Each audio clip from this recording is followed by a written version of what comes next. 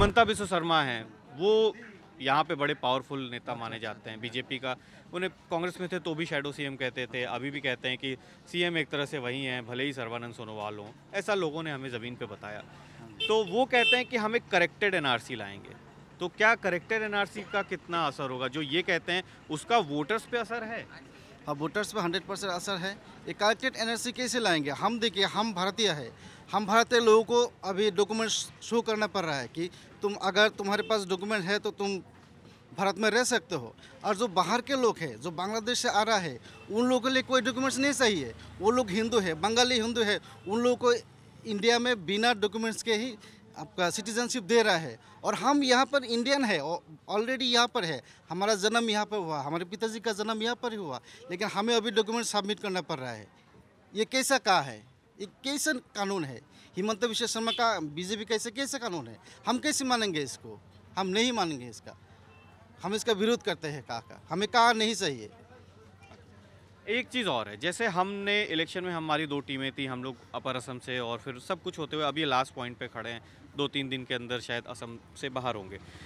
तो लोग कह रहे हैं कि जब कोरोना का वक्त आया, कोविड से पहले का असर वोटर्स पे बहुत ज़्यादा था।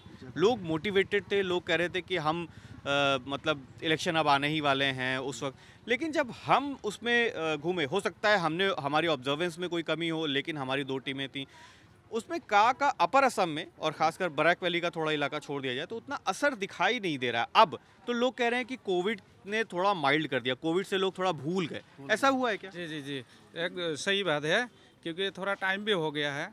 अभी इधर पकड़ लीजिए कि इशू जो इलेक्शन का इशू होगा, अभी सारा चीज़ों का दाम बढ़ रहा है, बढ़ गया है ऑलरेडी। पहले तो ऐसा नहीं था। अभी गैस दे रहा है, फ्री में दिया है गैस, ठीक है, मान लिया फ्री में दे दिया, बहुत अच्छा बात है, गरीबों के लिए भी बहुत अच्छा है। लेकिन उसको गैस सिलेंडर तो दे दिया फ्री में, उसको गैस भराने के लिए जाएंगे, कितना चाहिए? 850 रुपया। एक गरीब बंदा 850 रुपया कहाँ से लाएगा? उसका रोजी रोटी नहीं चलता है ठीक से, तो फिर वो कैसे लाएगा? ये भी एक इशू है। पेट्रोल का दाम ज़्यादा हो गया, डीजल का दाम ज़्यादा हो गया, हर सामान का दाम ज़्यादा हो गया। पहले तो ऐसा नहीं था, पहले ऐसा नहीं था, ठीक है। चावल तो फ्री दे रहा है, फ्री दे रहा है, लेकिन उसको पका के खाएंगे किस चीज़ से? तेल चाहिए उसमें, मीठा तेल जो सरसों का तेल बोलता है, उसको चाहिए। उसका दाम कितना बढ़ा दिया, गरीब लोग खरीद नहीं सकता है ऐसे इतना दामों में। दाल का बात लीजिए, उसका भी बहुत दाम बढ़ गया है।